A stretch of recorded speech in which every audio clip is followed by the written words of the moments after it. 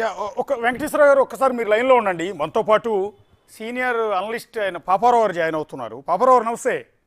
నమస్తే అండి. ఎలా చూస్తారండి ఈ రిజల్ట్ అంతా మీరు ఫాలో అవుతున్నారు? ఎన్డీఏ మహారాష్ట్రలో ఏకంగా ఒక రికార్డు స్థాయిలో 218 స్థానాల్లో లీడింగ్లో ఉంది.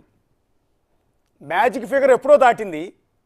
218 స్థానాలు మహారాష్ట్ర హిస్టరీలో కనీ విని ఎరుగని రీతులు. అంటే 1960లో కాంగ్రెస్కి వచ్చిందంట 200 డబుల్ సెంచరీ. అప్పుడున్న ఈక్వేషన్ వేరు, ఇప్పుడున్న ఈక్వేషన్ వేరు. సో ఇవన్నీ తట్టుకుని ఈరోజు బీజేపీ కూటమి 218 స్థానాల్లో విజయం సాధించడాన్ని ఎట్లా చూస్తారు మీరు? అంటే ఒకటి, బీజేపీ విజయం అనే దానికంటే కాంగ్రెస్ వైఫల్యం అనేది ప్రధానంగా కరెక్ట్ ఇక్కడ. అది ఖచ్చితంగా యాక్సెప్ట్ చేయాలి. అది కాంగ్రెస్ పార్టీ పూర్తిగా మహారాష్ట్రలో ఎలక్షన్ ప్రాసెస్లో విఫలమైంది. హర్యానాలో వైఫల్యం తర్వాత పాఠాలు నేర్చుకుందాం ఉంది, కానీ ఏం పాఠాలు నేర్చుకుందంటే నలుగురితో కలిసి వెళ్ళాలి, విడిగా పోకూడదనే ఒక పాఠం నేర్చుకున్నట్లుగా ఉంది. అది కూడా ఎంతవరకు నేర్చుకుంది అనేది కాదు.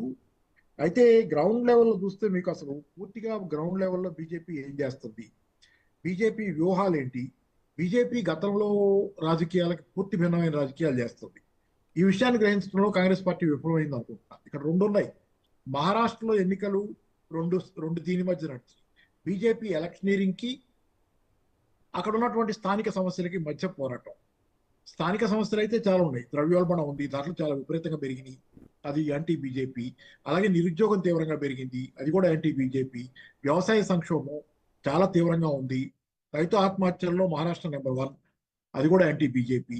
ఇలాంటి అనేక సమస్యలు మహారాష్ట్రలో ఉన్నాయి జనాలకి.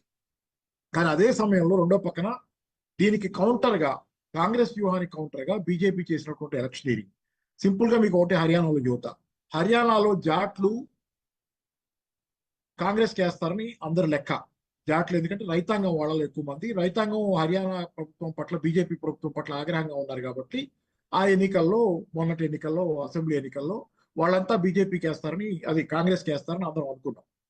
వేశారు, నిజంగా వాళ్ళు నిలబడ్డారు. కానీ ఇక్కడ మీకు ఏమైంది, బీజేపీ దాన్ని ఎలా వాడుకుంది, శత్రువు బలాన్ని, కాంగ్రెస్ పార్టీ బలాన్ని బీజేపీ తెలివిగా తనకు అనుకూలంగా వాడుకుంది. ఎలా వాడుకుంది, వాళ్ళు జాట్లటు మొబిలైజ్ అవుతుంటే కాంగ్రెస్ పట్ల వాళ్ళ భిన్నమైన, వాళ్ళ ఆపోజిట్ కులాలు, అంటే వాళ్ళతో జాట్లు అంటే పెద్ద రైతులు, పెద్ద కులం, అలా కాకుండా కింద కులాలు, ఓబీసీలు, వీళ్ళందరినీ మొబిలైజ్ చేయడానికి పై కులం ఒక అటు వాళ్ళ ఆ జాట్లు అంటున్నారు కాబట్టి అనే దగ్గర ప్రొజెక్ట్ చేయడంతో చాప కింద నీరులాగా జాట్లు కాంగ్రెస్ తో ఉన్నారు. కాంగ్రెస్ కనీ విని ఎరుగని రీతిలో ఒక రికార్డు మహారాష్ట్ర హిస్టరీలో, మరాఠీ హిస్టరీలో లేనన్ని సీట్లు సంపాదించింది. అంటే ప్రజల ఆదరణ చూరగొంది కదా. రాజకీయం ఎట్లయినా చేయనివ్వండి. నేను ఎట్లా చేసింది అనేదాన్ని నేను ఇంతవరకు నైతికంగా ఖండించాలి. ఎలా చేసిందో చెబుతున్నాను అంతే. చేసింది, రాజకీయాలు అలాగే ఉంటాయి, చేత అయితే చేసుకోవాలి, లేకపోతే ఇంట్లో కూర్చోవాలి. మీరు అన్నట్టు కాంగ్రెస్ పార్టీ ఆ రాజకీయం చేయటంలో వైఫల్యం చెంది. ఇందాక మీరు అన్నది చాలా ఎక్సలెంట్ వర్డ్. అది ఇక్కడ బీజేపీ గెలిచిందని అనే దానికంటే కాంగ్రెస్ పార్టీకి ఏం జరుగుతుంది అనేది కూడా అర్థం కావట్లా. గ్రౌండ్ లెవెల్లో ఏం చేస్తుంది బీజేపీ అనేది కూడా కనీస అవగాహన లేకుండా గుడ్డెద్దు చేలో పడ్డట్టు పనిచేసుకుంటూ పోతుంది కాంగ్రెస్ పార్టీ.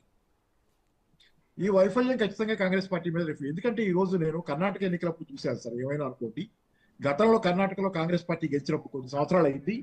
గెలిచినప్పుడు ఆ డయాస్ మీద, గెలిచిన డయాస్ మీద చాలా మంది ఉన్నారు. డయాస్ మీద పాపరావు 1 మినిట్ మిమ్మల్ని మధ్యలో డిస్టర్బ్ చేస్తున్నాను. ఒక్కసారి కేంద్ర మంత్రి బండి సంజయ్ మాట్లాడుతున్నారు మహారాష్ట్ర విజయం పైన. ఒకసారి ఏం మాట్లాడుతున్నారు చూద్దాం. పీపుల్స్ పల్స్ సర్వే ఒకటి మాత్రం చెప్పినట్టున్నారు.